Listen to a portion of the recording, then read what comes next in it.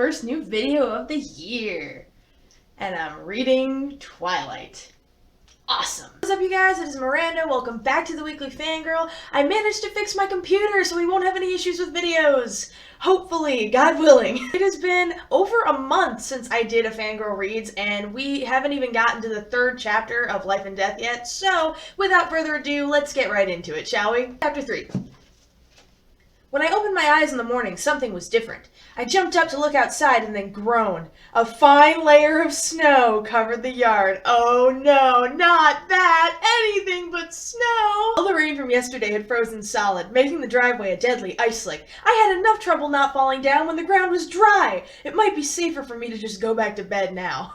Oh my god, this poor kid with his lack of coordination and his constant, issues. He goes through his morning routine pretty quickly, and he's, excited to get back to school, which is odd. I knew it wasn't the stimulating learning environment I was anticipating, or seeing my new set of friends. I was eager to get back to school because I would see Edith Cullen, and that was very, very stupid.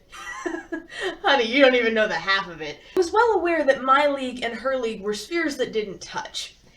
And oh god, he's worried that he's gonna have unrealistic expectations just by looking at her, it's gonna haunt him forever, her beauty and watching her lips move and her perfect skin and her musical voice. He's obsessed, and he's only really talked to her maybe once, which is just, this is how the whole friend zone thing starts, because you get this girl up on a pedestal in your head, right? And then you approach her. She doesn't know you. She wants nothing to do with you. She turns you down and you're just like, oh, well, what a bitch. That's how these things start. With things like this, with this kind of toxic behavior. It's all in your head, kid. You build her up so much in your head, it's gonna bite you in the ass. The neck. So he's getting ready for school, he leaves the house. It took every ounce of my concentration to make it down the icy brick driveway alive. Sidewalks at school would be complex today. So much potential for humiliation. He's like a newborn baby deer, he's just still figuring out his legs, doesn't know how to do it, except he doesn't have that excuse because he's 17. He's 17 and can't walk. This stupid kid, oh my god. My truck seemed to have no problem with the black ice that covered the roads. When I got out of my truck at school, I discovered why I'd had so little trouble. There were thin chains crisscrossed in diamond shapes around them. Charlie had gotten up who knows how early to put snow chains on my truck. Aww. I frowned, surprised that my throat suddenly felt tight. That wasn't the way it was supposed to work. It wasn't his job. Oh god, okay. This is sad because this kid is actually getting emotional because his dad is being a dad and taking care of him. And I just want to point out that none of this would have happened if his dad would have gotten custody of him instead of his mom when they divorced, because his mom doesn't know how to be a mom and his dad might have actually done a decent job of raising him. He still would have probably grown up a little bitter, but it wouldn't have been nearly as bad, you know what I mean? So fucked up. Poor Bo. Oh god, am I feeling something for this kid? Oh no, wait, act like an asshole so I don't like you anymore. Okay, so the emotional stuff is going through his head. He's in the midst of, processing and trying to deal with the fact that his dad is being a dad, and he doesn't realize, while he's in the throes of emotion, that, there's something happening across the parking lot. Several things happen at once here. It's kind of a flurry of action, but we'll try and stay with them, okay? The high-pitched screech, and almost as soon as I registered it, the sound was already painfully loud. I looked up, startled. Edith Cullen was standing 4 cars down from me, mouth open in horror. Dark blue van was skidding, tires locked and squealing against the brakes, spinning wildly on the ice of the parking lot. It was going to hit the back corner of my truck, and I was standing between them. Oh no! Gasp! Oh god, he's gonna die! Except no, he's not, because the book is not even close to over. We're only on the 3rd chapter, so we know he's not gonna die. Fuck! Just before I heard the shattering crunch of the van folding around the truck bed, something hit me. My head cracked against the icy blacktop, and I felt something solid and cold pinning me to the ground. I didn't have a chance to notice anything else because the van was still coming. Jesus! It curled gratingly around the end of the truck and was still spinning and sliding, about to collide with me again. Come on! That wasn't from me, that was from Edith. She said the words so quickly I almost missed them, but the voice was impossible not to recognize. He's out of it, he doesn't even really know what's happening. Edith is there trying to save his life, and I'm just sitting here wondering, why? Just let the van hit him and be done with it. Why, Edith? You're on my list, bitch. You let this book continue. Fuck you. Swearing so much because this is really starting to make me angry. There was a groaning metallic thud so loud it hurt my ears, and the van settled, glass popping onto the asphalt, exactly where, a second ago, my legs had been.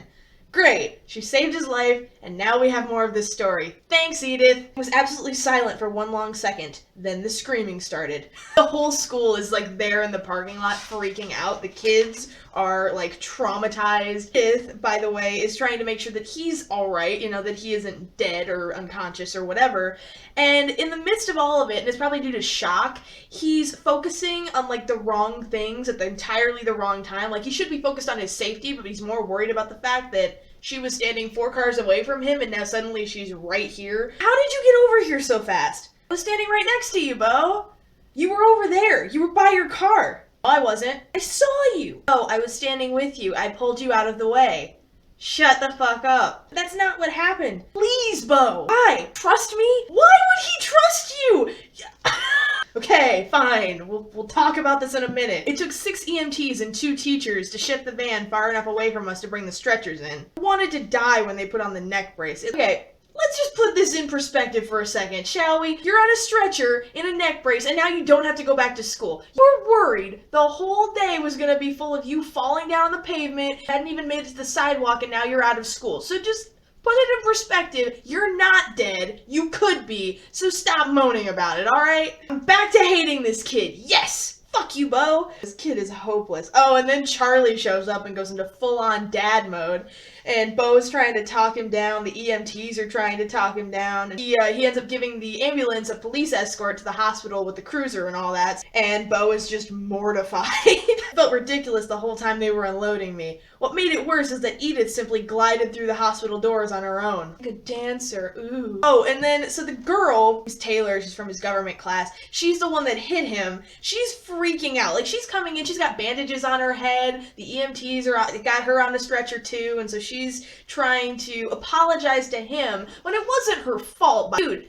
the parking lot was slick, you've got this big old van, you're trying to pay attention, you know, you're doing the best you can, but there's black ice. I'm from Michigan, okay? The winters here are nuts, and the black ice, I know a thing or two about black ice, and when that's involved, there's really nothing you can do. You slip on a patch of black ice, Jesus take the wheel, and it's out of your hands. There's nothing you can do. White knuckle the steering wheel and just hold on for dear life. That's all you can do.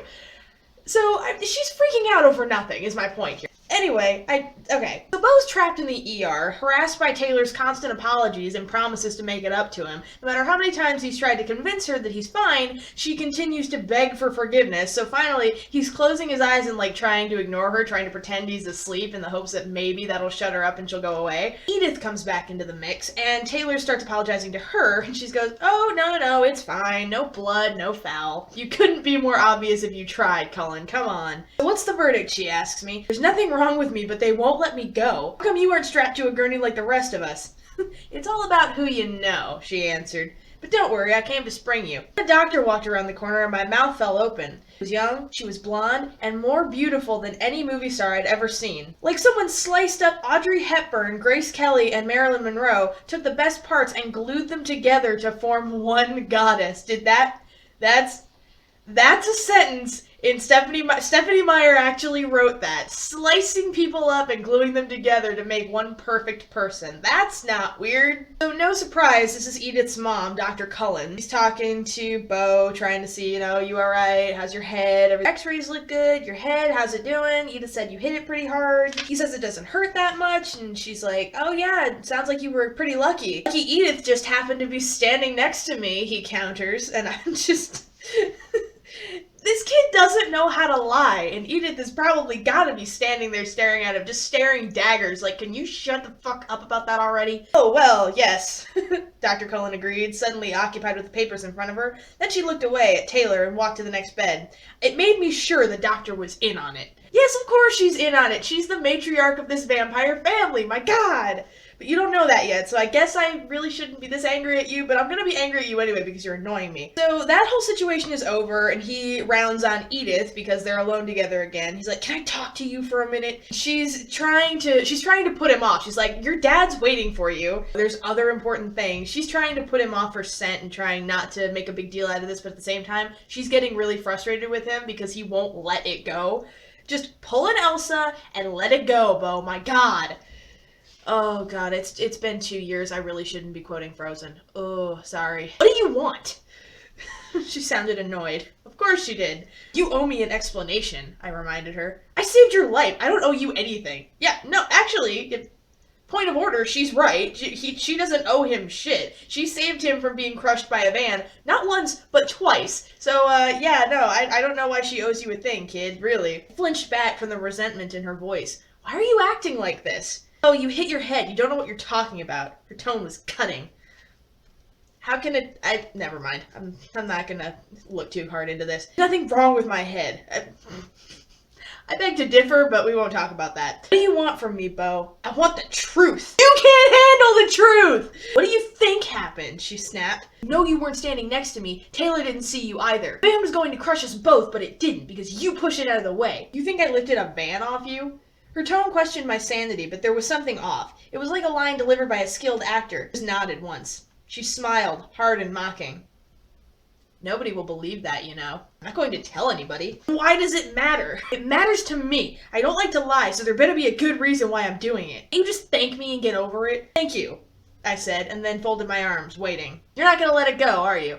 Well, in that case, I hope you enjoy disappointment. She walks away, or she starts to anyway, but then he comes back at her with this. He's like, if you were going to be like this, why did you even bother? I don't know, she whispered. And then she turns her back on him and walks away. And just like Bella in the original, he's so paralyzed with anger, it takes him a few minutes to move. He goes back into the waiting room, he finds Charlie. Dr. Cullen gives him the all clear, they can all go home now. He finally gets home, that's when he speaks up. He's like, you need to call Renee. I was appalled. You called Mom? Sorry. Sorry. Had to be a parent and tell the other parent that you were in the hospital. My bad. Mom was, of course, in hysterics, predictably, because we all knew that was gonna happen. She begged me to come home, forgetting the fact that home was empty at the moment, but her pleas were easier to resist than I would have thought. I was consumed by the mystery Edith represented, more than a little obsessed with Edith herself. Yeah, we know. Stupid, stupid, stupid. That's not even me. Again, that's out of the book. He said that about himself, and I agree. I wasn't as eager to escape Forks as I should be, as any normal, sane person would be. And the chapter wraps up. That's the end of the chapter. He decides to, take some Tylenol and call it a day. He goes to bed. And that was the first night I dreamed about Edith Cullen. That's the last line of the chapter, so we're gonna cut it off there. Chapter 3 of Life and Death. My God. So... as you can tell, I'm not making reading this book my priority at all. Although it's the new year, so here's my resolution, my one resolution. I am going to finish this book within the next 6 months. I don't guarantee that it will be frequent. It's not going to be every week, but I am going to get through this book, I promise. Probably every 2 weeks. Probably. I say probably. Again, no promises. In the meantime, if you liked this video and you want to see more videos like this, you can give me a thumbs up down below, leave me a comment, tell me whether or not you like this book so far, if you hate it. Let's discuss, shall we? Until next time, I have been Miranda, this has been the Weekly Fangirl. I thank you guys so much for watching. If you want to see more of my videos, subscribe to me down below. I make new ones every Sunday, and until next time, I will see you guys later. Bye.